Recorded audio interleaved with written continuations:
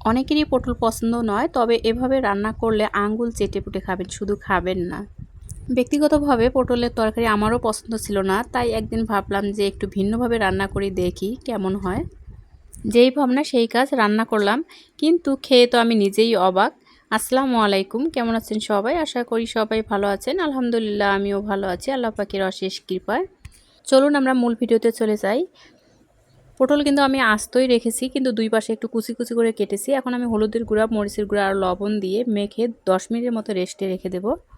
পটলটা এমনভাবে মাখিয়ে নিতে হবে যেন মরিচ, হলুদ, লবণ সবগুলোই যেন ভিতরে ঢুকে যায়। মাখানোর কাজটা একটু সময় নিয়ে করতে হবে, যেভাবে আমি করছি। পটলগুলো ভালোভাবে মাখিয়ে নেওয়ার পর কিন্তু বোঝা যাচ্ছে যে আমি এগুলো কিভাবে কেটে নিয়েছি। দেখতে কিন্তু অনেক সুন্দর লাগছে। এখন পটলগুলো ভেজে নেওয়ার পালা। কড়াইয়ে আমি পরিমাণ মতো তেল দিয়ে দিচ্ছি। এখন আমি গরম তেলে দিয়ে দিচ্ছি সেই পটলগুলো। এগুলো আমি খুব কড়া করে ভেজে নেব না, একটু হালকা করে ভেজে নেব। একটু লাল লাল হলেই আমি নামিয়ে নেব। আর কেউ যদি স্বাস্থ্যসম্মত খাবার খান তাহলে একটু পানি দিয়ে সিদ্ধ করে তারপরে হালকা তেল দিয়ে এটা ভেজে নিতে পারেন, কিন্তু সেটা তুলনামূলক টেস্ট কম হবে, হলেও শরীরটা ভালো থাকবে আর কি। মুখের চাহিদা পূরণ করতে গিয়ে অনেক সময় শারীরিক সমস্যা হয়ে যায় অনেক ধরনের। পটলগুলো ভাজার পর দেখতে কিন্তু অনেক সুন্দর হয়েছে, আপনারা দেখতেই পাচ্ছেন ভিডিওতে। এখন আমি বাকি পটলগুলো ভেজে নেব। পটলের এই তরকারিটা খেলে আপনারা বুঝতেই পারবেন না আসলে যে পটলের তরকারি খাচ্ছেন না অন্য কোনো কিছুর তরকারি খাচ্ছেন। যাই হোক, সবগুলো পটল ভেজে নেওয়া আমার শেষ। এখন তরকারি রান্না করার পালা। কড়াইয়ে আমি পরিমাণ মতো তেল দিয়ে দিচ্ছি, সেই সাথে আমি কয়েকটা পেঁয়াজ কুচি দিয়ে দিচ্ছি। এখানে কিন্তু রসুন ব্যবহার করিনি।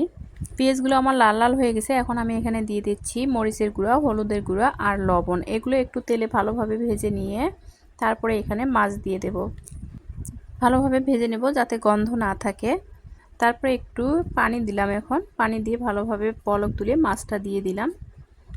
মাছগুলো আমি ভালোভাবে কষিয়ে নিব বেশ কিছুক্ষণ।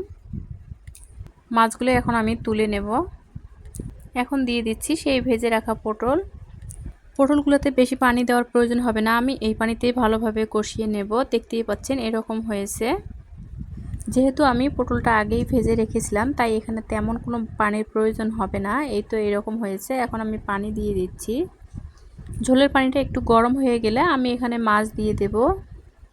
মাছগুলো আমি ভালোভাবে নেড়ে চেড়ে পটলের সঙ্গে মিশিয়ে দিচ্ছি। যেহেতু গুঁড়া মশলা তাই দেরিতে দিয়ে দিচ্ছি। এখন আমি দিয়ে দেব সেই রাঁধুনি গুঁড়া মশলা।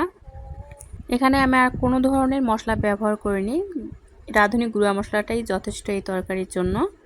রান্নাটা কিন্তু প্রায় হয়ে গিয়েছে, আর একটু ঝোলটা শুকিয়ে গেলে আমি নামিয়ে নেব। এই তো হয়ে গিয়েছে আমার ফাইনাল লুক তরকারির। দেখতেই পাচ্ছেন অনেক সুন্দর একটা কালার এসেছে, খেতেও কিন্তু অনেক চমৎকার হয়েছে। সবাই ভালো থাকিয়েন।